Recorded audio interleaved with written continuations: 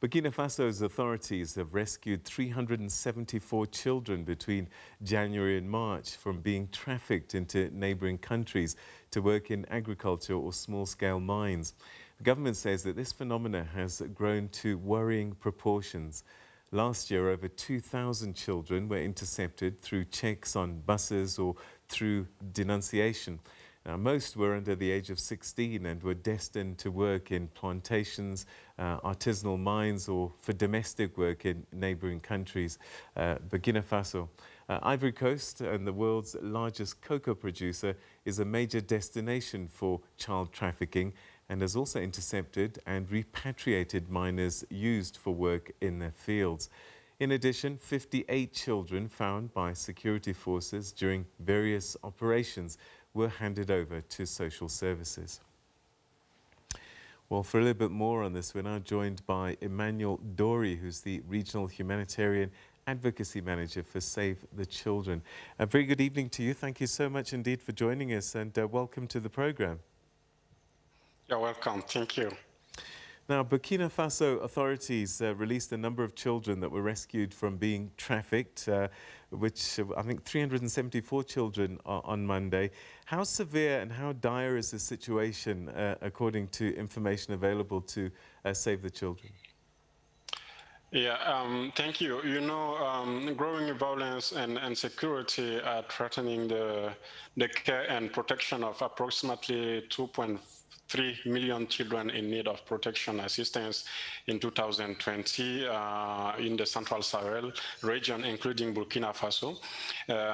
In Burkina Faso specifically, we can say that the number of children in need of protection assistance have increased more than tenfold from 35,800 children in 2019 to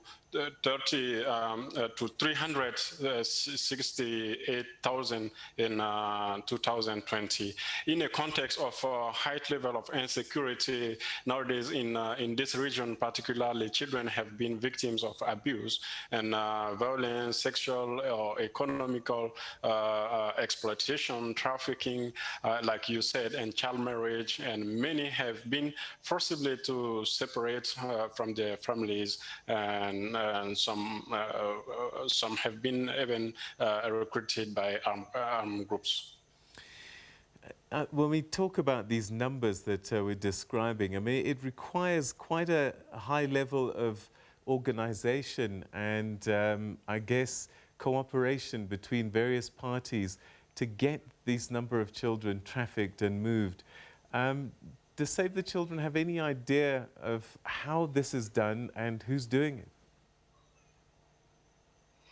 It's difficult to say we know exactly who and who are the traffickers, but what we know, the government reported initiating one investigation in which police dismantled a child sex trafficking network during the reporting period. Police arrested 15 alleged traffickers. The government of Burkina Faso, for example, does not fully meet the minimum standards for the elimination of the trafficking, but it's making significant effort to do so. The problem to identify them is based on the method that they are using for the identification and the reports. Child labour is another big issue that we're seeing. I had a conversation with somebody in Ghana and I think Ivory Coast, and one of the challenges there is that a lot of these farms are small-scale farms and families run them, and you see children working on those as part of a family unit. I guess it must be difficult to start to, impose on a family and say, but children shouldn't be in the fields. But this is a child contributing to a family's income.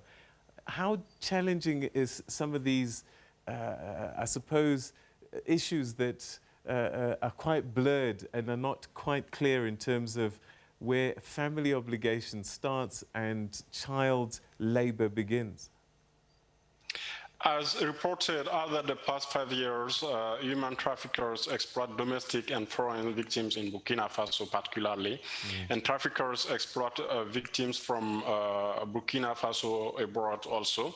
Traffickers fraudulently recruit Burkinabe children under the pretext of educational opportunities, and instead of force them to labor as farmhands, gold panners, and washers in artisanal mines, street vendors, and domestic servants. In some cases, for example, parents know their children will be exploited in domestic servitude, but allow the exploitation to supplement the family income.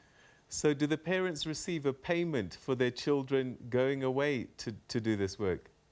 Yeah, sometime. And the authorities are aware that this happens. What is their stance? It's difficult because, like I said before, Burkina Faso is in a complex humanitarian situation now with 1 million, more than 1 million IDPs.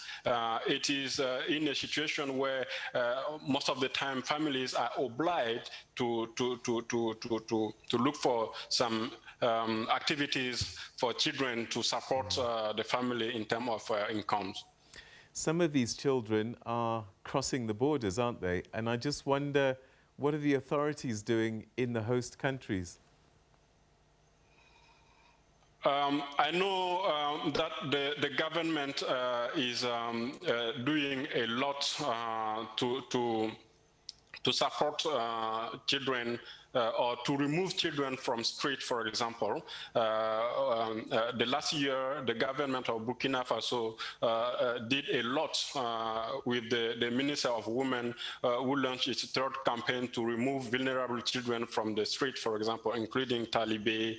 That means the chronic student exploited in forced begging.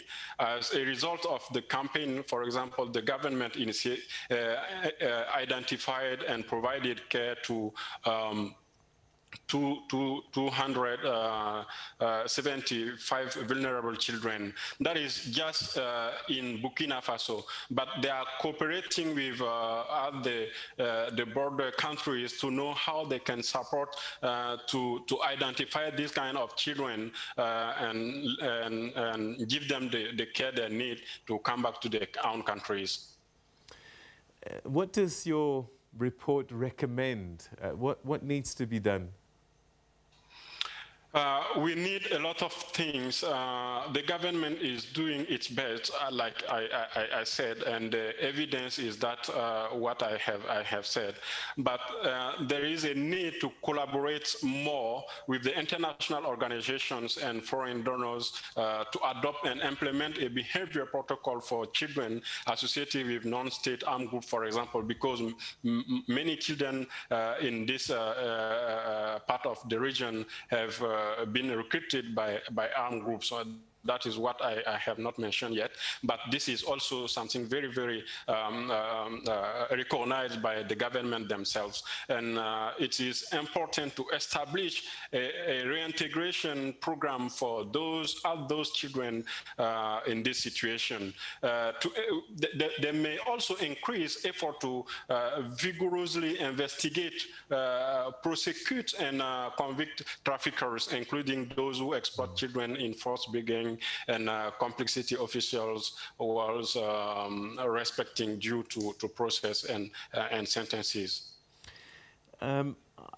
What we haven't really talked about, and I guess an obvious consequence for these children is a lack of education because they get taken out of the school system. But you know, when we look at child soldiers in other countries, Uganda and other places, over the years, a lot of these children suffer long-term trauma as a result of being taken away and put into these. What have you seen so far?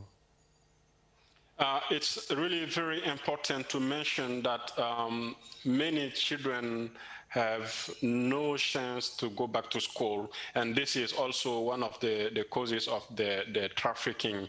And with the united will of all parties to the conflict in the Sahel now, this is there is hope that we can restore peace in the medium as long term, but we will lose a whole generation if we do not ensure that children return to school safely, having access to health services, have enough to eat, and are protected. This is really very key because most of the time children don't have the opportunity to learn, they don't have the opportunity to go back to school and to be in touch with their claymates, and this is a lack for them, and they can be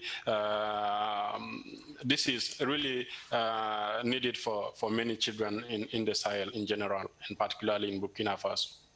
Emmanuel, Dori, we're going to have to leave it there, but thank you very much indeed for giving us your time and sharing this story with us, and let's hope that it creates some sense of urgency in those that are able to effect change for these children. Thank you so much for your time. You're welcome. Thank you very much. All right, okay. Yeah, heartbreaking story there. Children being trafficked in Burkina Faso, and many of them being forced into armed conflict at a very young age, being promised one thing but ending up in all kinds of situations.